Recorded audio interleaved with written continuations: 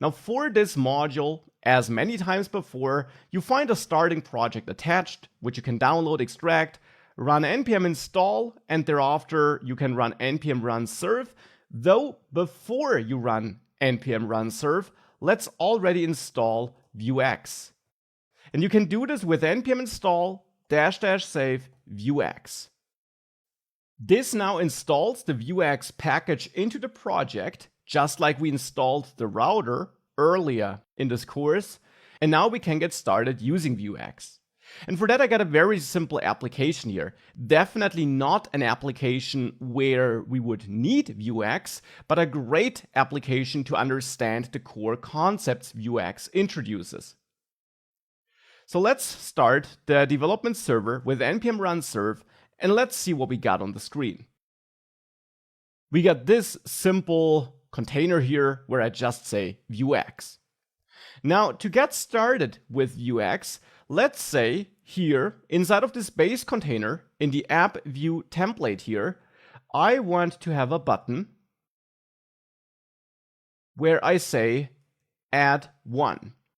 And above the button, I actually want to have a counter. Let's say a h3 tag where I output the current value starting at 0 and then incremented by 1 every time the button is pressed. Now we could, of course, implement this behavior just with data and methods and what you learned. And for a simple app like this, we normally would do that.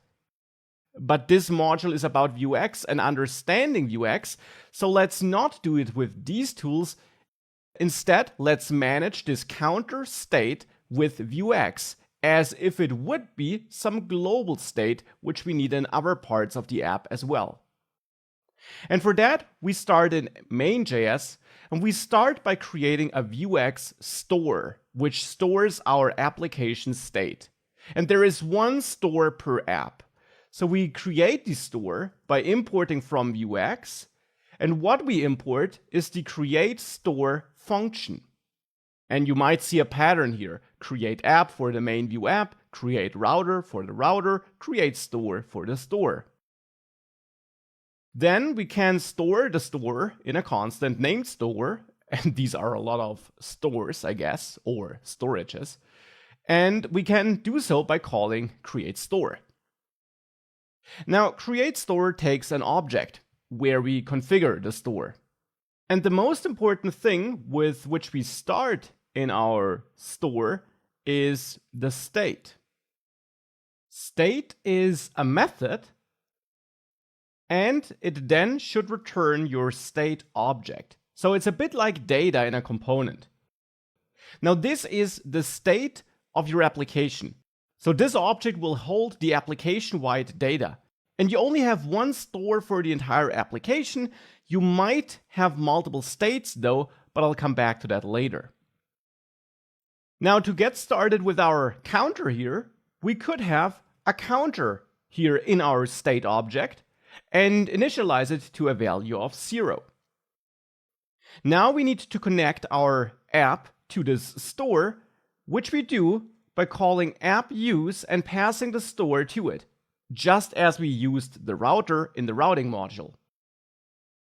And now we can use that state in our component, in any component of this entire app. We don't need to add inject here or anything like that. We can just use this state. And how do we do that?